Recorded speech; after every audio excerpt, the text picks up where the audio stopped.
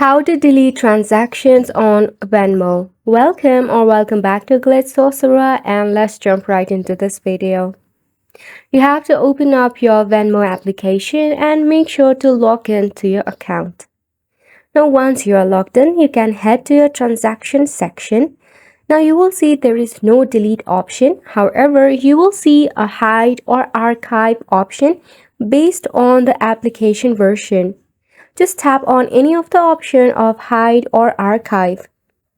Once your transaction is hidden, to make it hidden and private, follow this next step. Tap on the setting gear option at the top. From all of this list given to you, you have to go ahead and select the option of privacy.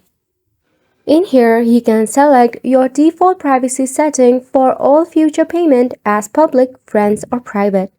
To keep it hidden about all of your transactions, just tap on Private. Now, did you know you can adjust the setting to individuals, which means that you can select past transaction from this option. When you select past transaction, you will see the similar options of public or private. You can tap on Private to keep it hidden from everyone's eye. You have to select the option of Change All to Private. This changes the privacy setting for all your past transactions. For confirmation, select Change All to Private.